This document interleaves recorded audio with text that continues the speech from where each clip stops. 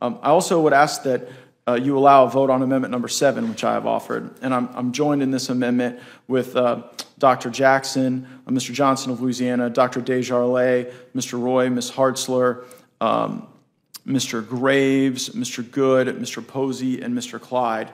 And this is a sense of Congress that members of our armed forces who refuse the vaccine be reinstated and receive their back pay and rank.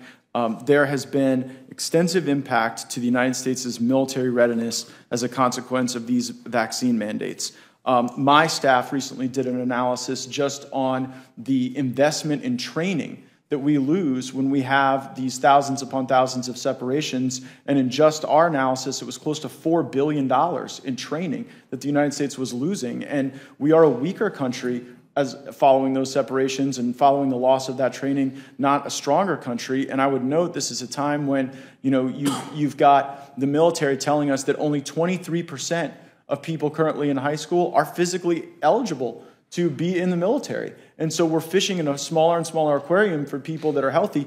Then you've got these thousands upon thousands of people who are otherwise perfectly fit and healthy. Matter of fact, the litigation that has been most successful in preserving the rights of our DoD service members was from a group of Navy SEALs, some of the most fit and healthy people on the planet Earth.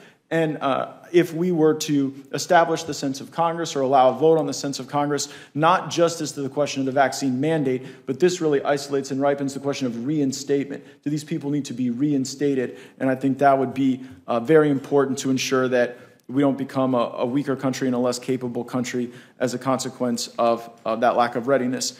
And on the issue of vaccine mandates, I would be remiss if I did not also testify in favor of amendment number 17, which I'm joining Mr. Massey in sponsoring with Mr. Duncan of South Carolina, Mr. Garbarino, Mr. Mullen, Ms. Kamek, Mr. Buck, Mr. Weber, Mr. Biggs, Mr. Good, Ms. Van Dyne, Ms. Green, Mr. Bishop, Ms. Boebert, Mr. Rose, Mr. Norman, Mr. Posey, Mr. Perry, Ms. Miller, and Ms. Tenney.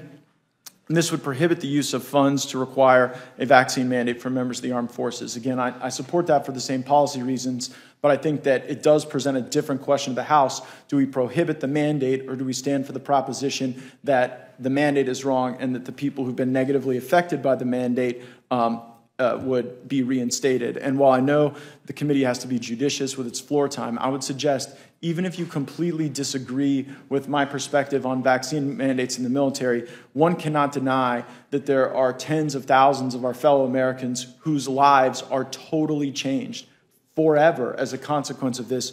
And I would suggest one more 5-minute vote on that question would be an appropriate action for the Congress to take.